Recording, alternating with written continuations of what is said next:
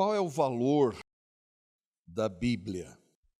Mais uma vez aí para a arte do tema, recorri à inteligência artificial, coloquei lá um baú com um tesouro e em cima do tesouro um livro. E esse conjunto de livros que é a Bíblia. Mas qual é o valor dela? E essa é, sem dúvida alguma, uma das questões mais fundamentais na vida de qualquer pessoa. O que eu e você cremos, pensamos, acreditamos a respeito da Bíblia, não há dúvida nenhuma que é a pergunta mais importante a ser respondida. E aí alguns já em oposição vão dizer, mas e quem nunca sequer ouviu falar da Bíblia? E há pessoas, e milhões hoje inclusive, milhões que nunca tiveram acesso a sequer uma porção da Escritura. E essa é sim uma boa pergunta. Mas, e a Bíblia responde, absolutamente responde. Mas esse não é o nosso tópico, mesmo porque eu e vocês temos acesso. E eu diria que hoje no nosso país, qualquer pessoa tem acesso à Bíblia. Então esse não é o caso, eventualmente alguém vem com essa pergunta, né? Mas e quem nunca ouviu? Essa pessoa quando pergunta isso e você está pregando o evangelho, ela não está interessada nisso. E é uma boa resposta. Primeiro, a Bíblia trata de maneira clara, para aqueles que não têm a Bíblia, em Romanos 1 e 2. Mas você pode dizer isso também, porque ela não está interessada, ela não vai ler Romanos 1 e 2. Você pode dizer, é o seguinte, pode deixar que Deus é justo e Ele vai lidar com as pessoas que não têm a Bíblia, mas você não é uma delas. Você não é uma dessas pessoas que não tem acesso à Escritura. Então, não se preocupe com as que não têm, porque Deus vai tratar de maneira justa com cada uma delas. E há algum tempo eu queria retomar esse tema. É claro que ele é vasto, que é o estudo da palavra, e o que nós vamos ver é pincelar alguns pontos aqui. Mas essa semana eu estava vi uma reportagem no G1 da Globo, e aí o meu irmão, coincidentemente, enviou essa reportagem para mim, eu já tinha lido. E aí nós estávamos viajando e eu estava colocando diante do Senhor se eu poderia tratar disso, e eu entendi que nós deveríamos tratar da importância da palavra de Deus, que nós não mensuramos, muitas vezes não entendemos, de como hoje a igreja evangélica, ainda que se diga pautar na Escritura, tem se afastado dela. A reportagem é essa aí. Quem escreveu a Bíblia? Um historiador analisa 4 teorias. Só para a gente, e é importante que nós entendamos, qualquer texto e qualquer assunto, em qualquer época, escrita por qualquer autor, tem pressupostos. Não adianta, por mais que nós tentemos ser imparciais, ou aqueles que escrevam, tentem, não dá para você ser totalmente imparcial. Bom, já de cara, a matéria está no site da Globo. E aí, alguns já riem aqui, por quê? Porque sabe que esse canal, essa rede de TV é maligno. E aí a gente tem que entender, então, tentar entender os propósitos ou os pressupostos desse historiador. Aliás, historiador dá peso e credibilidade, não é verdade? Quando fala de um historiador analisa como se isso não estivesse sendo feito nos últimos 2000 anos. Mas agora um historiador, ele analisa as 4 teorias. E eu fui pesquisar para ver quem é Philip Almond, que é o autor. Em termos acadêmicos, ele é bem graduado, ele é PhD em filosofia, professor emérito da Escola de Investigação Histórica e Filosófica da Universidade de Queensland, na Austrália. Então, alguém com uma bagagem acadêmica. Mas eu fui ver um pouco mais. Ele é um ex-estudante de teologia, ele era ateu. Hoje ele melhorou, ele é agnóstico. Agnóstico é aquele que existe um Deus, mas ninguém sabe quem é. Então,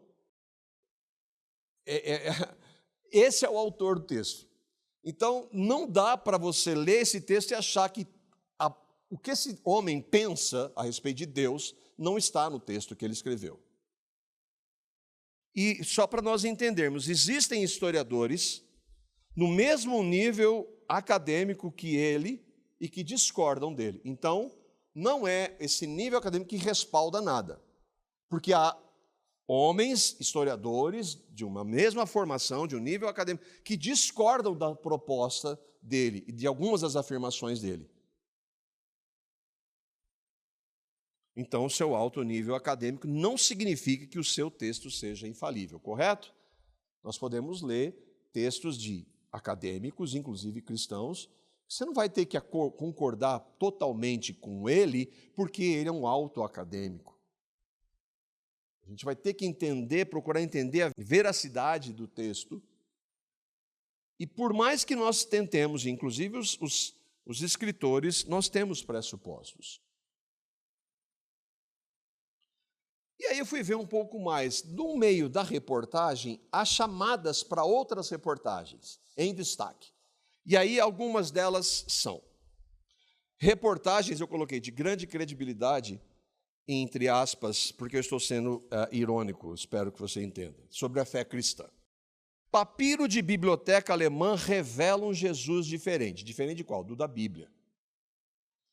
Por que Jesus deu certo e tantos outros aclamados messias de seu tempo ficaram pelo caminho? Saiba como um pesquisador brasileiro descobriu um dos manuscritos mais antigos sobre a infância de Jesus. De onde surgiram as teorias de que Jesus e Maria Madalena tiveram um relacionamento amoroso? Você sabia disso ou não? Inclusive, quem assistiu a Titanic? Quem assistiu Avatar? Foi produzido os 2 filmes mais assistidos na história. James Cameron. James Cameron é o produtor. Ele fez um documentário que se chama A Tumba Secreta de Jesus, onde ele prova que foi encontrada uma tumba em Jerusalém e que Jesus casou com Maria Madalena e teve filhos. O documentário eu assisti, ele em termos de produção é sensacional, mas é uma mentira. Então, com tudo isso aqui, qual é a razão da matéria? A razão da matéria é uma análise sincera, honesta? É óbvio que não. É óbvio que não.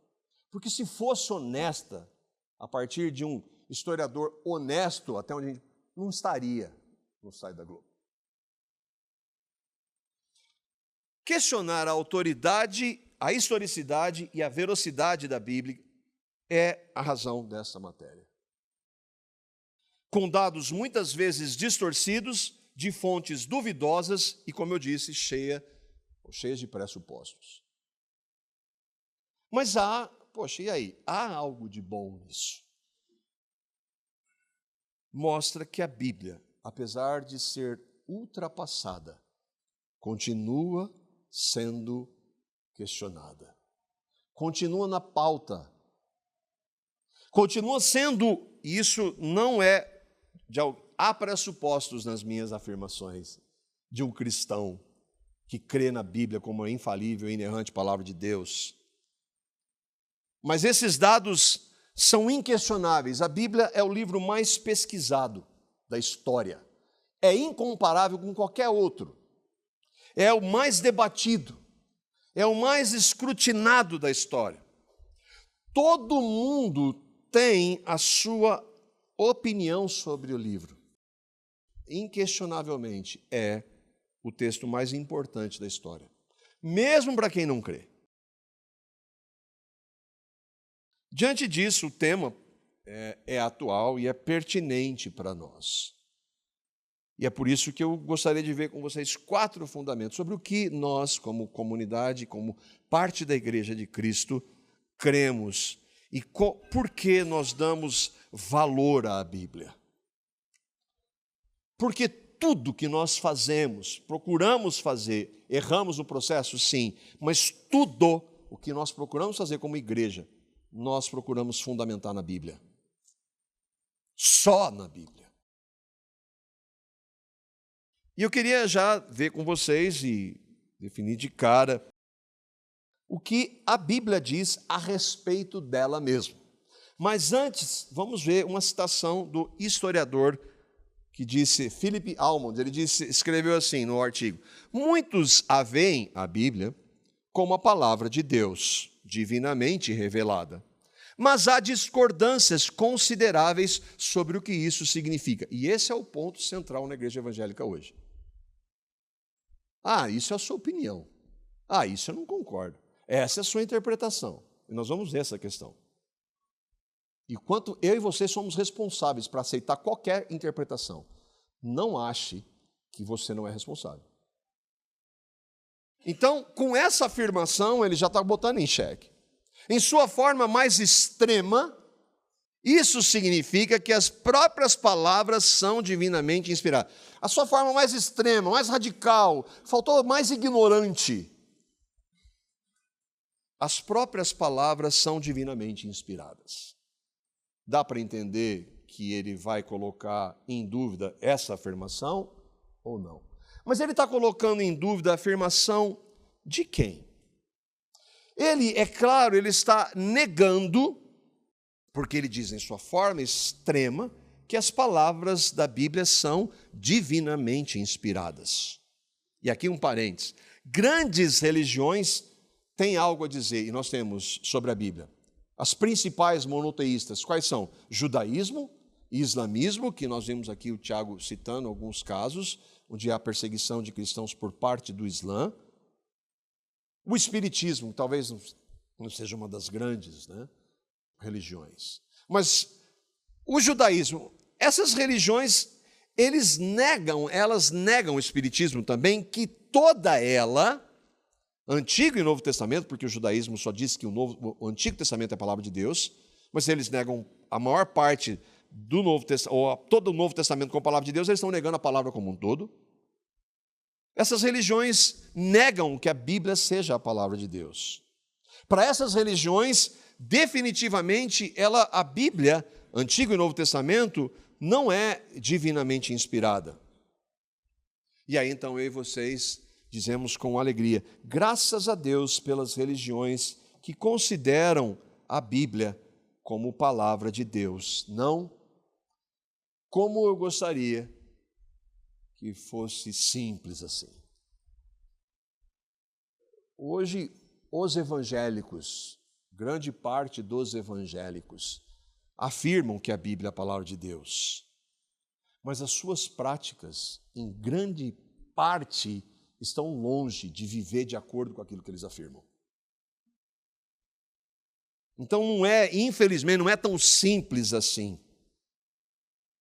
Entre as religiões da cristandade, aí nós fechamos, contando inclusive, que eu não considero como igreja, o catolicismo e todas as demais evangélicas, muitas delas também não são, há uma infinidade de interpretações a respeito da Bíblia, de maneiras de se aproximar, de pressupostos.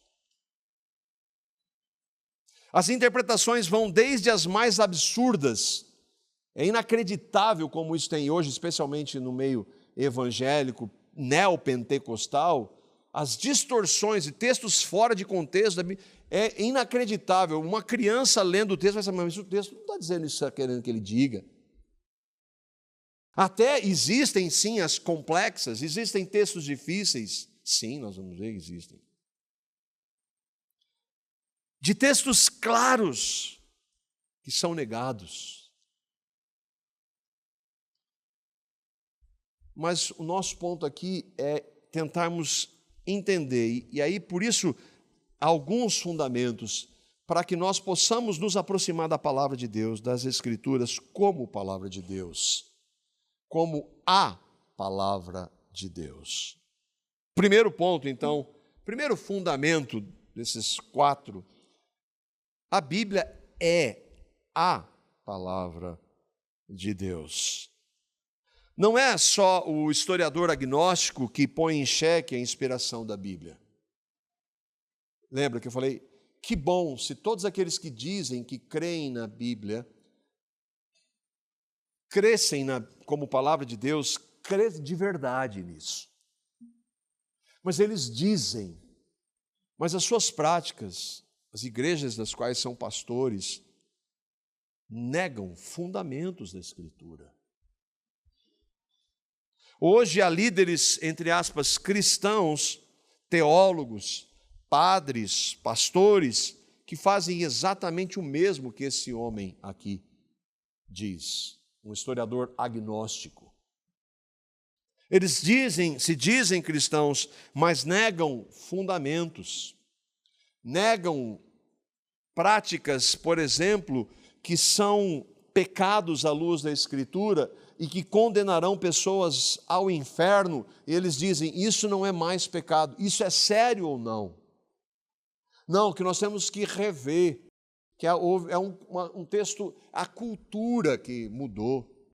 Houve mudanças do Antigo Testamento para o Novo Testamento, é claro que houve. Mas eles vão sempre justificar, por exemplo, pegando o que houve de mudança no Antigo Testamento que não há mais. Toda a cerimônia religiosa que havia. Né? A lei cerimonial, essa houve mudança. Por exemplo, nós não mais sacrificamos animais como os primeiros cristãos antes de Cristo sacrificavam. Por quê? Porque o Cordeiro veio. Então há mudança de prática. Mas eles pegam lei cerimonial, olha como mudou, ele pega a lei cerimonial para dizer que há mudança e joga junto a lei moral de Deus, que não há mudança. Mas o discurso é sutil, esses homens são sofistas, eles são inteligentes, eles conhecem a Bíblia, mas eles a distorcem. Então há hoje esses líderes, mas para nós somos extremamente radicais. Por quê? Porque a Bíblia é extremamente radical. 2 Timóteo, capítulo 3, versos 16 a 17, o nosso primeiro texto. Veja se a Bíblia ela é extremamente inspirada por Deus ou não. Não é? Os extremos. Toda a Escritura é inspirada por Deus. Acabou. Toda a Escritura, claro, Paulo escreve isso se referindo ao Antigo Testamento. Mas o que ele está escrevendo é a Escritura, isso é atestado pelo apóstolo Pedro. Então, toda a Escritura, e nós cremos de maneira clara e categórica, que desde Gênesis a Apocalipse, toda a Escritura é inspirada por Deus. E é só por meio da Escritura que nós podemos conhecer a Deus, porque ela é útil para ensino, para repreensão, para correção, para a educação na justiça. Para eu saber qual é a vontade de Deus, o que Deus quer para a minha vida, para a igreja, para o meu casamento, para a minha educação de filhos, para os meus relacionamentos com as pessoas. A Bíblia é a base, não há outra. Por quê? Porque ela é inspirada por Deus, porque o Deus que me criou estabeleceu como eu devo viver para a glória dEle, na palavra dEle, só na palavra dEle. Ela é foi inspirada por Deus para quê? A fim de que o homem de Deus, todos aqueles que creram no Evangelho, sejam perfeitos e perfeitamente habilitados para toda boa obra. Esse é o papel da Escritura. Portanto, a Bíblia afirma categoricamente que ela é extremamente inspirada por Deus. E eu falo com alegria, de boca cheia, nós somos esse grupo dos extremos. E se você não é, só em Londrina tem umas 600 igrejas evangélicas. Vai ver em algum lugar onde não é extremo. Porque nós somos. Nós não negociamos a palavra. Por quê? Por que ela é extrema? Porque ela foi inspirada por Deus. Bom, se Deus inspirou, ou seja, Ele dirigiu os escritores, sim, escritores humanos falíveis, mas quando Deus dirige, não há erro, porque Deus não erra. Se Ele errar, não é Deus. Ele a inspirou ou soprou pelo Espírito Santo, ou seja, por isso que eu gosto de dizer, nós vamos ler o Apocalipse, o autor do Apocalipse é João, não, o autor do Apocalipse é Deus. João é o escritor. O Pentateuco, quem é o escritor? Moisés. Deus é o autor. Muitos dos liberais questionam, por exemplo, a autoria do Pentateuco por parte de Moisés. Irmãos, é tão grande, os erros no meio da igreja, eu estou falando agora só dentro do nosso grupo evangélico, é tanto erro, tanta distorção. Portanto, a Bíblia, toda ela, de acordo com o apóstolo Paulo, não o apóstolo Paulo, mas de acordo com o Espírito Santo que inspirou Paulo para escrever isso, toda ela é extremamente inspirada por Deus. Pedro vai escrever a mesma coisa, 2 Pedro, capítulo 1, versículo 21. Pedro está dizendo que a Bíblia não é coisa de homens. Mas não foram homens? Sim. Esses homens eram pecadores? Sim. Mas quando eles escreveram palavra, o Espírito Santo os capacitou a escrever de maneira perfeita. Palavra. Olha o que Pedro diz. Nunca, jamais, eu gosto dessa versão, revista atualizada, qualquer profecia foi dada por vontade humana. Profecia é palavra de Deus. É quando... O que é a profecia? Os profetas. O profeta, ele traz a palavra de Deus para o homem. Sim, ele está se referindo aos profetas do Antigo Testamento, quando diziam, mas tudo que foi escrito na unção é profecia. Então, toda a Escritura é profecia. Profecia não é só anunciar o que vai acontecer, profecia é a palavra de Deus. Então, toda a profecia foi inspirada por Deus e ela nunca foi escrita por vontade humana. Entretanto, homens santos falaram da parte de Deus, movidos pelo Espírito Santo. Pedro está escrevendo aqui, Escritura, inerrante, infalível. O Pedro, inerrante e infalível, né? É claro que não. Mas quando o Espírito Santo o dirigiu, ele escreveu palavra inerrante e infalível. Nunca, jamais, será que está sendo enfática essa versão? Qualquer profecia da Bíblia, é claro. Qualquer profecia da Bíblia. Porque do homem nunca foi escrita por vontade humana. Não tem o homem como autor. Esse é um livro de homens. Quem garante que... Pois é, essas são as perguntas feitas. E eu e você somos responsáveis se ouvirmos isso. Esse é o ponto central aqui da nossa mensagem. Ele está dizendo, entretanto, pelo contrário, homens falaram e escreveram da parte de Deus. Deus não erra. Se Deus errar, Ele não é Deus. Deus é perfeito.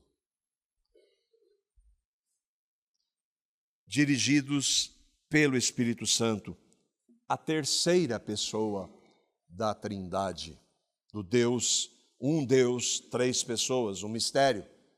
E aqui, um pequeno parênteses, nós não entendemos isso, mas a Bíblia afirma, então eu creio. Você entende? Não, ninguém entende. Como um Deus são três pessoas. Eu não entendo, mas a Bíblia afirma isso de Gênesis a Apocalipse. Então eu me submeto. O próprio Jesus, que é então a palavra, a verdade encarnada, e aqui esse é o ponto hoje que grande parte dos liberais, pastores liberais, querem fazer essa distinção. Jesus e a Bíblia. Um desses falsos profetas, a palavra de Deus é Jesus. De onde você ouviu falar de Jesus? Queria perguntar para esse pastor. De onde? E outra, é Jesus, todo Jesus, ou Jesus que você escolhe? É lógico, ele inventou um Jesus. Ele e vários outros. Mas vamos ver o que Jesus fala da Bíblia. João 17, 17. São textos que, volta e meia, nós estamos trazendo e lembrando. João, o Evangelho de João, capítulo 17, verso 17. Olha o que Jesus está falando da Bíblia. Palavra. Por mais que o profeta queira dizer, não, a palavra é Jesus. Não, mas Jesus está falando agora da palavra escrita. E ele está conversando com o Pai, com Deus Pai. Jesus diz assim, santifica-os na verdade, a tua palavra é a verdade. Pai, santifica aqueles que creram em mim. Santifica, Pai. E ele já diz como? Na palavra. Jesus pode dizer, gente, eu sou a palavra escrita, eu sou a palavra encarnada. Deixem a Bíblia de lado, porque agora vocês têm a mim. Ele jamais fez isso. Todas as vezes ele se pautava na Escritura. Mas hoje, aos defensores do Jesus fora da Escritura, um outro Jesus, um outro Evangelho, um outro Espírito que Paulo diz. Falso. Tua palavra. Para Jesus, a Bíblia é a palavra de Deus. Ele está falando assim, Pai, santifica-os na tua palavra, Pai. A tua palavra, sim, sou eu, ela, a encarnada, nós vamos ver, porque e esse é o grande ponto, eu só creio na palavra escrita como palavra de Deus se eu crer na palavra encarnada. Quem nega a palavra escrita de Deus como palavra de Deus é porque não creu verdadeiramente na palavra encarnada, ainda que professe crer em Jesus. Assim, por ser a palavra de Deus, a Bíblia não tem erros, não se contradiz. E diante de, literalmente, milhares de religiões evangélicas, cristãs, ela é a palavra. É a única regra de fé e prática. De fé do que nós cremos, de prática, como vivemos. Ela, por ser palavra, não se relativiza. Ah, mas você pode ver assim e eu posso ver assado. Não, porque é a palavra de Deus. Eu posso estar errado, você pode estar errado, mas Deus não está. Isso nos leva ao segundo fundamento. Só há uma interpretação correta para a Bíblia. Uma. É contundente, né? Imagina, mas peraí. Você falou que só em Londrina tem mais de 600 igrejas evangélicas. Muitas delas com as suas particulares interpretações. É muito radical, é meio petulante você dizer que é uma. Não, eu estou dizendo porque o autor é um só. Se ele é Deus, ele não erra. Se ele é Deus, ele não se contradiz. O fato de existir uma infinidade de interpretações não significa que Deus permitiu que isso acontecesse, porque a palavra dele não é assim. Então, olha que verdade, essa verdade que eu vou dizer agora é profunda. Profunda, preste muita atenção. Quem está errado será? Deus que permitiu esse caos ou nós que interpretamos de maneira errada? A resposta é óbvia, não é? Alguns concordarão com o raciocínio de que a Bíblia é inspirada. Lembra que eu falei? Hoje, grande parte das igrejas evangélicas, as maiores denominações, inclusive, vão dizer categoricamente: a Bíblia é a palavra de Deus. Mas aí você vai ver muitas dessas interpretações e práticas, e aí alguém vai fazer a pergunta, que ela é importante. Mas e essas inúmeras e diferentes interpretações das Escrituras? E nós temos que lidar com isso, sem dúvida. Nós temos que lidar. Hoje a frase mais comum entre evangélicos é: eu discordo, eu não concordo com você. Não, essa é a sua interpretação. Eu ouço isso quase direto. Essa é a sua interpretação. Eu estava conversando com o Rafael, a gente estava levando a palavra ontem, e ele estava dizendo ao irmão dele que, isso é a sua religião que diz. Sim, é. E a sua qual é? E você é responsável pelo que você crê ou não? Como é que nós lidamos? Nós temos que lidar com essa questão. Assim como o fato de que alguém afirme que a Bíblia não é inspirada, não significa que essa afirmação está correta. Assim também o fato de haver inúmeras e diversas interpretações não significa que todas sejam verdadeiras. É lógico ou não? É claro que é. É óbvio ou não? No mesmo capítulo 1 de 2 Pedro, nós vamos ver, ele falou que nenhuma profecia da Escritura é de particular interpretação. Aliás, ele vai falar isso aqui. É que nenhuma profecia foi dada por homens. Homens santos falaram movidos pelo Espírito. Agora, olha o que ele diz no verso 20. Sabendo primeiramente isso. Ele falou que nenhuma profecia vem da vontade humana, mas foi dirigida pelo Espírito. E agora ele diz assim, primeiramente isso, que nenhuma profecia, nenhum ensino da Escritura é de particular interpretação. Ou seja, você interpreta do jeito que você quiser e eu interpreto do jeito que eu quero e Deus tem que aceitar. Essa é a sua opinião. Essa é a sua interpretação. É claro que é. Mas e se ela estiver, a sua e a minha estiver errada? Quem é o responsável por interpretar assim? Você vai colocar a culpa em Deus? E se a sua interpretação e a minha estiverem erradas, de quem que é a culpa? De Deus que não deixou claro na Bíblia? Você entende a falácia do argumento? Que você pode acreditar no que você quiser, de acordo... Não. Você e eu, nós vamos ver, somos responsáveis. Quarta-feira eu estava ouvindo uma entrevista de hoje, de uns programas que bomba na internet, que é do Inteligência Limitada, do Rogério Vilela. E ele estava conversando com o reverendo Hernandes Dias Lopes. E para variar, a questão homossexual surge. Essa é a questão central. Porque todo cristão tem ódio aos homossexuais. Essa é a frase daqueles que querem viver na prática do pecado. O reverendo Hernandes respondeu biblicamente. É com uma interpretação, é claro. É com uma interpretação. Mas ele respondeu. E aí o apresentador solta o famoso... Mas eu discordo.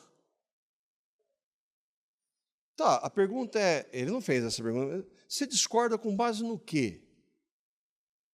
Com base em que você discorda? E aí, no meio da entrevista, eu não vi toda, né? Mas ele cita um ponto, e aí ele vai citar um ex-pastor presbiteriano que apostatou da fé como referência. Esse pastor presbiteriano diz que quem crê na Bíblia como palavra de Deus é um bibliólatra. Ele é só Jesus, um Jesus que ele inventou. Mas quando eu quero respaldar o Jesus totalmente na Bíblia, nem ele mesmo, que é só Jesus, concorda. Então, não é nem mais a Bíblia, é ele a fonte do conhecimento de Deus. O Vilela, ele discorda a partir desse cara que nega a Bíblia como palavra de Deus. Ele tem o direito de discordar, é claro, qualquer um tem o direito de fazer o que quiser com a sua vida e da maneira como se aproxima da Escritura. Você e eu só não temos o direito de escolher as consequências que Deus tem para a maneira como nós apresentamos ou nos aproximamos da Escritura. Porque ela é a palavra de Deus. Do mesmo modo, e aqui é um fato, do mesmo modo que jamais a profecia bíblica foi dada por vontade humana, mas há os que afirmam o contrário, isso aí é coisa de homem. Esse mesmo pastor disse assim, o Paulo escreveu um monte de bobagens. Então ele está negando todos os fundamentos da Bíblia como palavra de Deus. Assim também, nenhuma profecia da Escritura é de particular interpretação. Assim como a Bíblia não é vontade de homens, mas há os que dizem que é, assim também nenhuma profecia você interpreta do jeito que você quiser. Aí eu entendi assim, então para mim serve. Não é assim, mas há pessoas que fazem assim, está cheio. A Bíblia, sendo palavra de Deus, não pode, quero deixar claro isso, errar, ser dúbia ou se contradizer, porque Deus não é assim.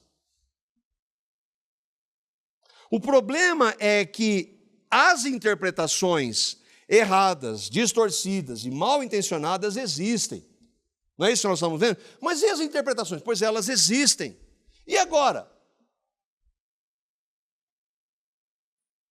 E quem tem a interpretação correta? Você, pastorzinho aí que está falando aí, você que tem? Excelente pergunta. Excelente pergunta. Nos leva ao terceiro ponto. Você é responsável pelo modo como você interpreta a Bíblia. Você é. Se você falar amém para tudo que eu disser e for para o inferno, não vem colocar a culpa em mim. Não coloque a culpa em mim. Você é responsável. Assim, obviamente, como eu sou. Você está entendendo? Então esse monte de interpretação justifica todo mundo querendo... Não! Não!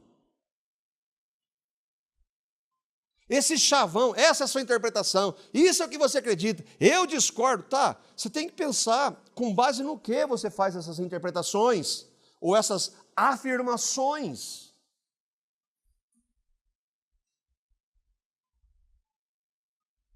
Fato. Os que não creem na Bíblia como a palavra de Deus estão condenados. Esse grupo, se você não crê que a Bíblia é a palavra de Deus, você precisa rever o que você crê. Se você não crê que a Bíblia é a palavra de Deus, você nem cristão é.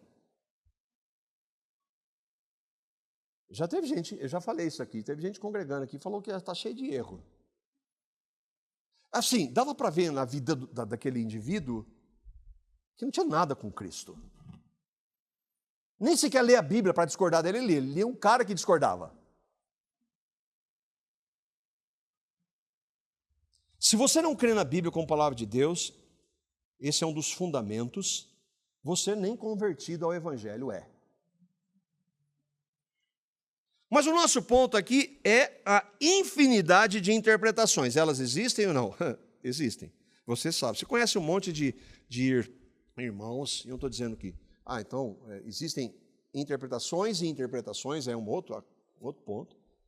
Mas muitos, se você conhece, conhecemos muitos evangélicos.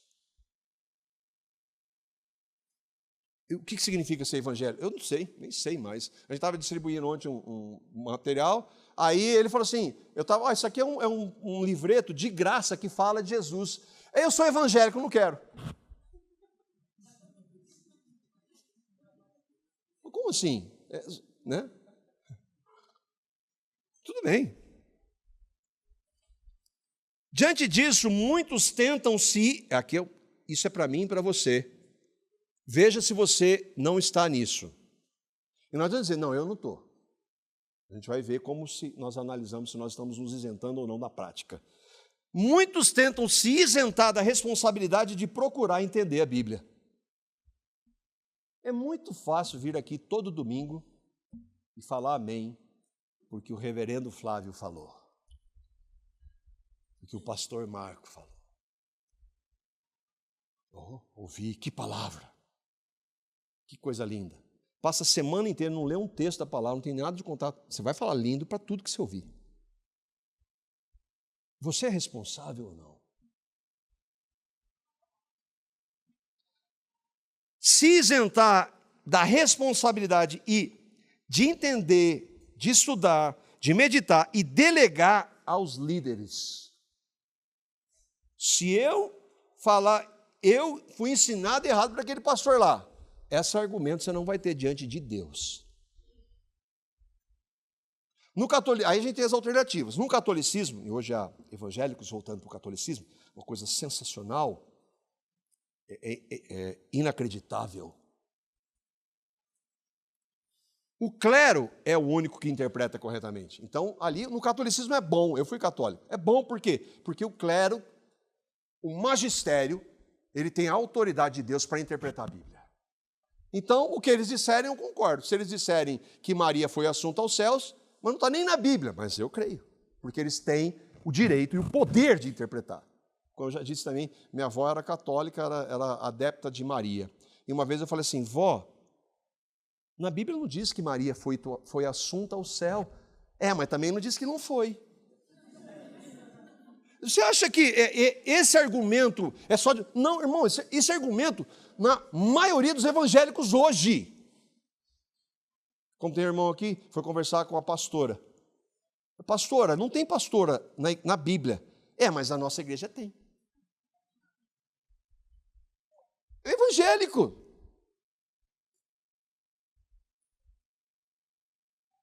Então, se você quiser deixar para o catolicismo interpretar para você, saiba, não adianta nada chegar diante de Deus e falar assim, mas o Papa disse. Mas eu não disse, Deus vai falar. O Papa não é seu representante? Nunca foi. Melhor deixar na mão deles? Acho que não, né? Acho que nenhum de nós concorda. Agora, a Bíblia e isso aqui nos traz temor, eu me lembro sempre do Paulo, às vezes que ele veio aqui. Se for pensar no que a palavra fala de responsabilidade para aqueles que pregam e pastoreiam, se a gente for pensar, a gente melhor não está. É claro que, da perspectiva humana, se eu for ver da minha capacidade, eu não tenho capacidade nenhuma para isso. Por isso que eu preciso do Senhor para fazer. E por isso também que preciso do Senhor, da misericórdia dele quando a gente erra. Mas é categórica a Bíblia em dizer que os maiores responsáveis são os líderes. Esses caras que abandonaram a fé, estão anunciando um outro Jesus, um outro evangelho, um outro espírito, misericórdia. Mas todos aqueles que se propõem a pregar são responsáveis.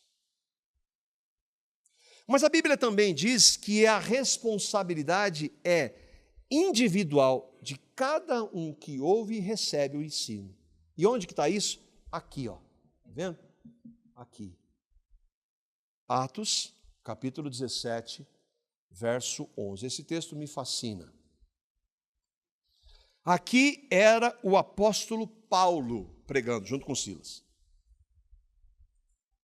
Paulo não chegou a falar, gente, eu sou o apóstolo Paulo, deixa a Bíblia de lado e me ouça. Foi isso que ele fez? Não. Atos 17, 11. Paulo havia passado por Tessalônica, pregado o evangelho ali, pessoas creram, vai para Bereia. E olha o que ele diz dos irmãos de Bereia. Ora, estes de Bereia, os cristãos de Bereia, eram mais nobres, nobreza não tem nada a ver com dinheiro, poder, não, mais nobres no sentido de como eles reverenciavam e temiam a palavra, do que os de Tessalônica. Por que, Paulo, eles eram?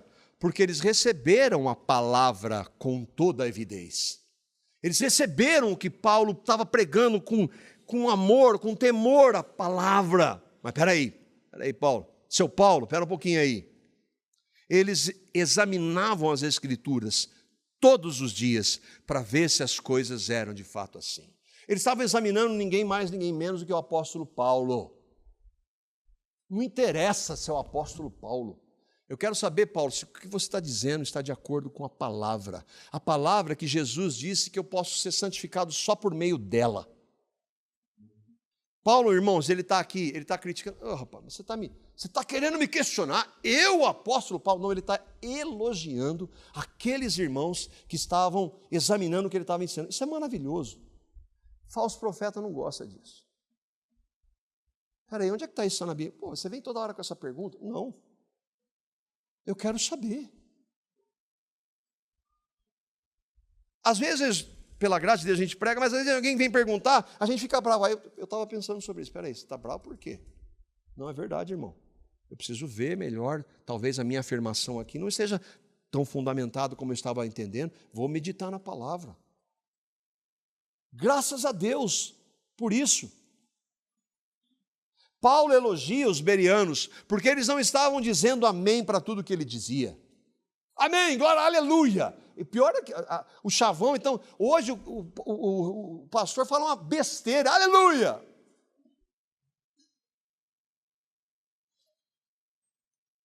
O Gran Conato uma vez estava pregando, ele fez um teste lá no meio lá, e aí ele foi pregando, e aí ele estava vendo que o pessoal era mais avivado, ele não estava na igreja dele, e aí ele falou uma coisa aí, aleluia, aleluia não, que isso não tem base bíblica nenhuma.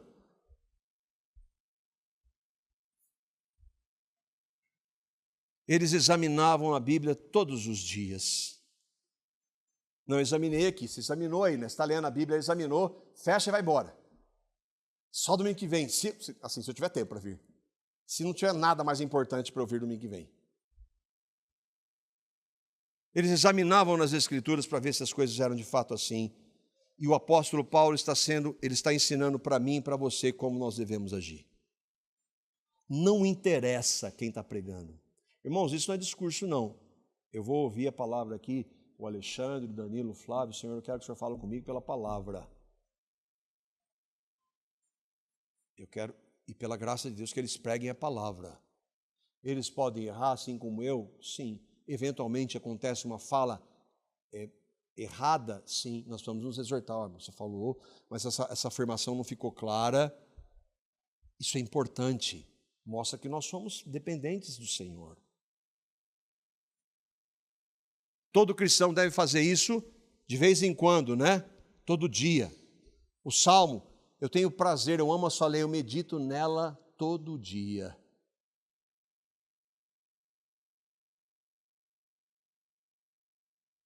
Sim, a Bíblia tem diferentes tipos de escrita. Né? Você tem poesia, você tem escritos proféticos, você tem relatos históricos. Nós não entendemos muitos ensinos. Por exemplo, eu falei da Trindade. Você entende? Não entendo a Trindade. A minha mente é finita, eu sou um ser criado, maculado pelo pecado, eu não entendo a Trindade. Eu não entendo como Jesus é 100% Deus e homem. Só esse cálculo está errado. Mas é verdade que ele é homem e é Deus. Eu não entendo isso, mas é verdade, porque a Bíblia diz que é. A verdade da Bíblia não está condicionada à minha mente finita, imensamente finita, maculada pelo pecado. Ela é verdade absoluta. É verdade que há textos difíceis de entender. O próprio apóstolo Pedro disse que há textos difíceis que Paulo escreveu, mas ele não disse que são impossíveis. Ele disse que os indoutos e os incautos torcem, assim como eles fazem com as demais escrituras. O fato de haver textos difíceis de entender, não é difícil, então não quero nem saber. Há textos difíceis, e nós vamos lá na nossa realidade, há textos difíceis, a doutrina, a soteriologia reformada, é difícil assim, quando a gente se apega a nós. Eu tenho que ter alguma coisinha. Por isso que é difícil. E se eu não aceito? É com base no quê? Mas o que você não aceita? De acordo com a palavra? Então, mas há textos, é claro que há textos difíceis. Outra coisa, a Bíblia não responde a tudo. Aí, está vendo? Ela não responde a tudo. Mas tudo que Deus, vamos saber se Deus sabe o que é que eu e vocês saibamos, está na Bíblia. Será que Ele sabe o que Ele deveria estabelecer para nós ou não? Tudo que Deus quer que nós saibamos está na Bíblia. Ele revela tudo? Não. Por quê? Porque Ele é Deus, Ele faz o que Ele quiser. Mas o que é fundamental está na Bíblia.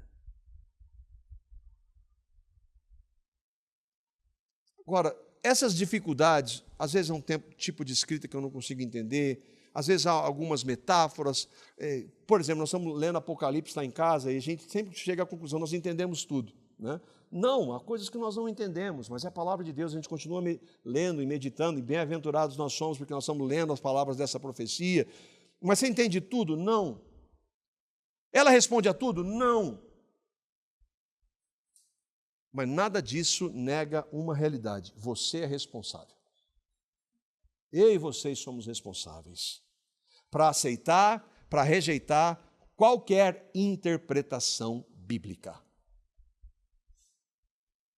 E aqui é o que é triste. Quando eu falo desses falsos, eu não estou falando de coisas. Nós podemos discordar de irmãos presbiterianos do batismo infantil. Eu posso até discordar de alguns pentecostais a questão da contemporaneidade dos dons. A gente vai estudar um pouco isso em 1 Coríntios. Essas doutrinas, a gente pode até não entender plenamente que nós somos salvos, não que a Bíblia não seja clara, mas essas questões talvez elas não tenham implicação para a salvação. Mas quando alguém começa a negar verdades que condenam pessoas para o inferno e chamando isso de amor, aí já é uma outra coisa. Aí isso é muito sério. São muitas, irmãos, as interpretações e distorções da Escritura.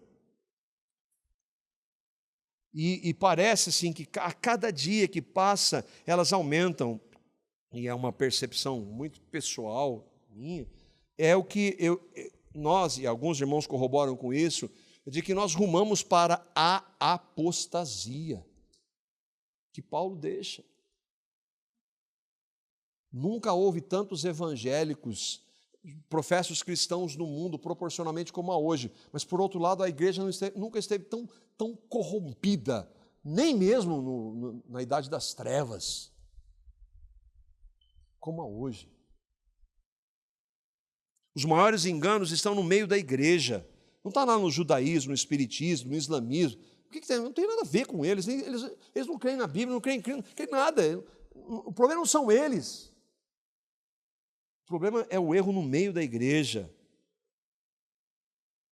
E o erro no meio da igreja é porque a igreja está perdendo esse fundamento.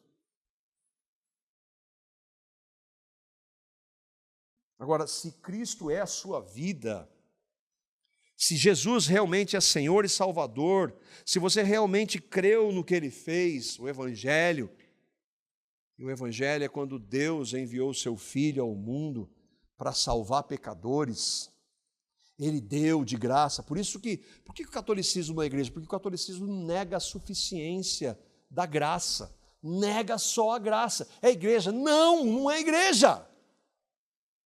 Mas eles falam de Jesus, eles dizem que a Bíblia é a palavra de Deus. Joga alguma coisa junto, a tradição. Então não é. Se você creu na graça, no que Deus fez em Cristo, dando o seu Filho, e mostrando para você pela ação soberana e sobrenatural do Espírito Santo, que você era um pecador e que é um pecador, e que não podia fazer nada para mudar, mas você creu que lá naquela cruz, quando Cristo morreu, Ele morreu há 2000 anos por você, para tratar dos seus pecados, derramou o seu sangue para purificá-lo, você se arrependeu de seus pecados, você creu que naquela cruz Ele fez você morrer, para dar uma nova vida, a vida dele agora. Se você crê de verdade nisso, Cristo, na sua vida como Senhor e Salvador, então a Bíblia diz para mim e para você que nós somos responsáveis em estudar, em meditar e dedicar a palavra de Deus.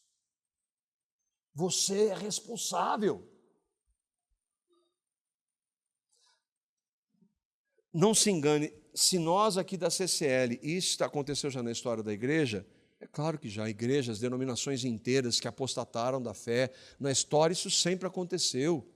Mas se nós aqui oferecermos a interpretação contrária à Escritura, e você aceitá-la, você é responsável. O que isso demanda? Você, quanto tempo você tem com a palavra? Qual o contato? Você medita? Não, então você vai falar amém para qualquer um, o que disser. Falou Jesus, colocou Jesus no final da frase. Falou evangeliqueis, é verdade. Não. Aqui a gente tem, são 18 estudos, eu queria tratar muito mais sobre isso. 18 estudos que nós temos na palavra, no nosso site, no YouTube, só sobre a Bíblia. Aqui eu estou dando uma pincelada. Vá lá ver a playlist sobre a Bíblia. Por exemplo, o que nós cremos, a nossa confissão, são 8 estudos que começam onde? Só sobre a Bíblia. Confissão Batista de Londres, Confissão de Fé de Westminster. Onde eles começam? O que nós cremos sobre a Bíblia, que é a base para todo o resto. O quarto e último ponto. Lembra que eu falei? Se você não crê em Cristo, você vai negar a palavra de Deus. O centro da Bíblia é a glória de Deus revelada no Evangelho. Na realidade, esse é o fundamento central. Toda a história do universo visa a glória de Deus. A queda visa a glória de Deus, ainda que ele não seja o autor do pecado. Tudo que acontece hoje visa a glória de Deus, na salvação eterna dos seus e na condenação daqueles que rejeitam. Você entende isso? Não, eu não entendo, mas é o que a Bíblia diz. Mas ninguém vai crer, ninguém vai perceber, ninguém vai entender isso sem o Evangelho.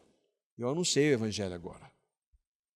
Até mesmo o exame das Escrituras, pelas Escrituras, olha, veja bem, eu estou enfatizando do início até agora a importância da Escritura. Mas o ler a Bíblia por ler, uma vez um amigo disse, meu irmão já leu 6 vezes a Bíblia, ele é ateu. Não é ler a Bíblia pelo ler, não é o livro, não é conhecer o livro, mas é aquele que está por trás do livro, ou dos livros. E eu ouvi isso na história? Sim, Jesus falou para os fariseus, que eram mestres da lei, mestres da Bíblia. E olha o que Jesus diz, João capítulo 5, versos 39 a 40. Ele diz assim, é o Deus encarnado. A palavra encarnada está dizendo para aqueles homens, vocês estudam minuciosamente as Escrituras porque creem que elas lhes dão vida eterna. Estou vendo na NVT. Mas as Escrituras apontam para mim, testificam de mim. E, no entanto, vocês se recusam a vir a mim para receber essa vida.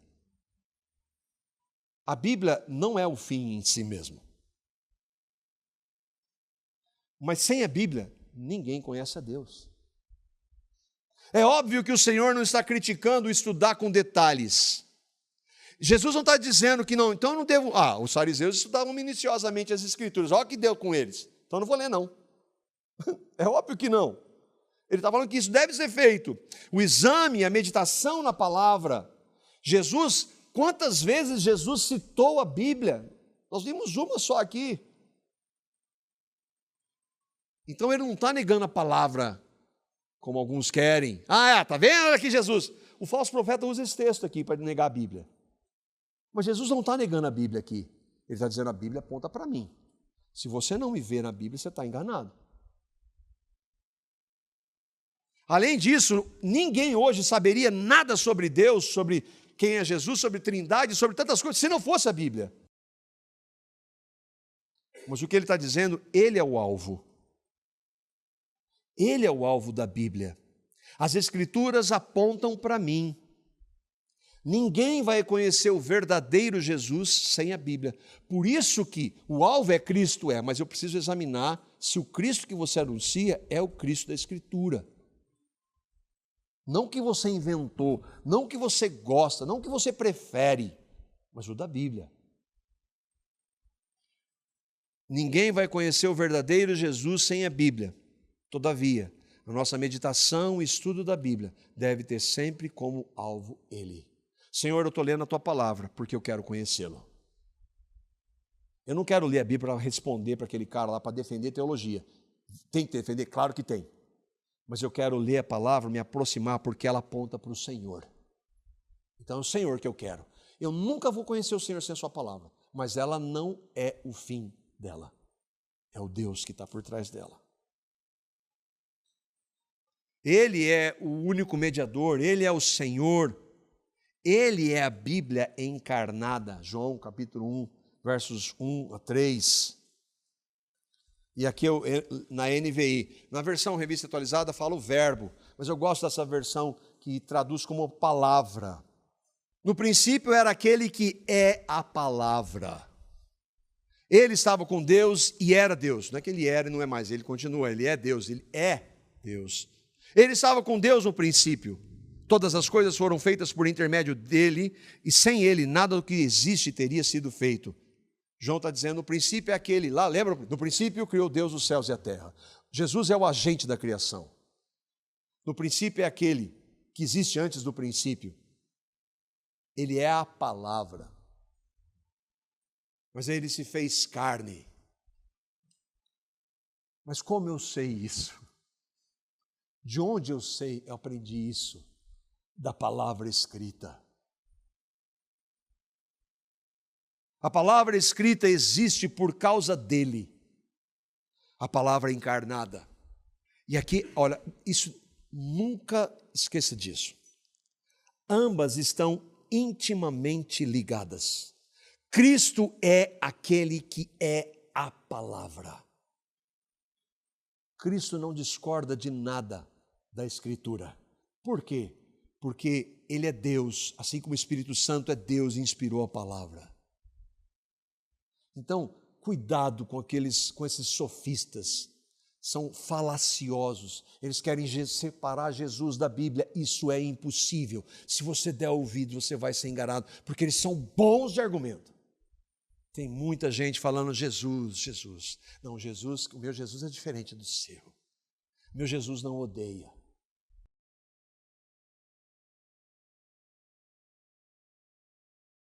Eles esquecem que sem a palavra escrita do Pai, Pai, santifica-os na palavra, ninguém conhece o verdadeiro Jesus. É impossível conhecer a verdade, a palavra encarnada, sem a verdade. A tua palavra é a verdade. E por último, enfatizando de Cristo, Hebreus capítulo 1, versos 1 a 4, que fala que Ele é a revelação do Deus invisível. Só que para nós continua sendo, né? Ninguém viu Jesus, né? Nós não vemos ainda. Hebreus 1, versos 1 a 4. Havendo Deus outrora falado, muitas vezes e de muitas maneiras aos pais pelos profetas, nesses últimos dias começaram com a primeira vinda de Cristo, nos falou pelo Filho, que é Cristo, a quem constituiu o herdeiro de todas as coisas, pelo qual, por meio de Cristo, também fez o universo. É a palavra, e por meio da palavra tudo se fez. Ele que é o resplendor da glória e expressão exata do seu ser, Cristo é o resplendor da glória e expressão exata de Deus, sustentando todas as coisas pela palavra do seu poder, depois de ter feito a purificação dos pecados, o Evangelho, assentou-se à direita de Deus, à direita da majestade nas alturas, tendo se tornado tão superior aos anjos, quanto herdou o mais excelente nome que eles. Esse é o Cristo que a gente precisa conhecer. A Bíblia aponta para Cristo. Então, Senhor, eu quero ler a palavra para conhecer o Senhor. Ore isso. Senhor, eu estou aqui, fala comigo pela tua palavra. Se revela o Senhor, Deus Trino, pessoa, pela tua palavra. Olha, ele diz, Deus fala pela Bíblia ou não? Havendo Deus outrora falado, muitas vezes aos pais pelos profetas. A profecia nunca foi produzida por homens, mas homens falaram inspirados por Deus. Deus falou. Agora ele não está dizendo, então não fala mais pela Bíblia? Não, é claro que fala. Só que a revelação que eles anunciaram no Antigo Testamento veio. E como é que eu sei que ele veio? Porque o Novo Testamento fala do que aquele que veio. O Antigo Testamento fala daquele que viria. O Novo Testamento fala daquele que veio. Deus falou, não é que ele não fala mais, mas ele aponta para Cristo, porque ele é a expressão exata de Deus. Por isso que nós enfatizamos, toda a pregação tem que ser bíblica e cristocêntrica. Tem que ter Cristo.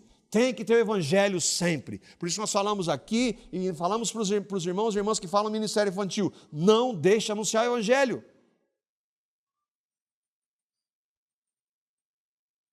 A Bíblia aponta para ele e ele para a Bíblia. Ela é a palavra de Deus revelada, escrita, e ele é a palavra de Deus encarnada. É por meio dele, de Cristo, que nós podemos compreender e obedecer a palavra. Quem não crê verdadeiramente em Cristo, nega a palavra escrita. Ainda que fale de Jesus. Portanto, o nosso alvo é Cristo, por meio da palavra. O que a gente podia aplicar? Primeiro, não negocie a Bíblia, ainda que você não entenda tudo.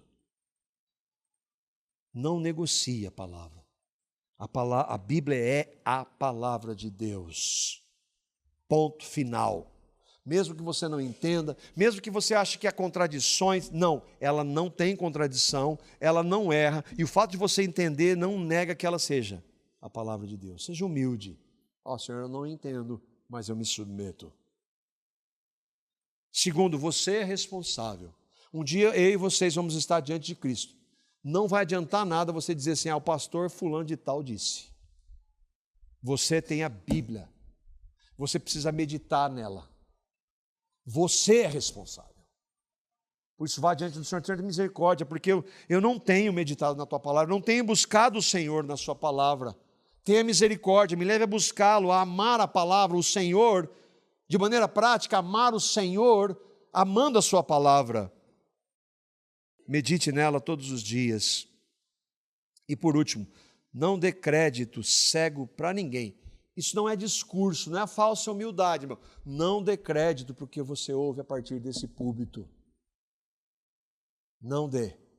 Examine nas Escrituras para ver se o que você está ouvindo aqui realmente é assim.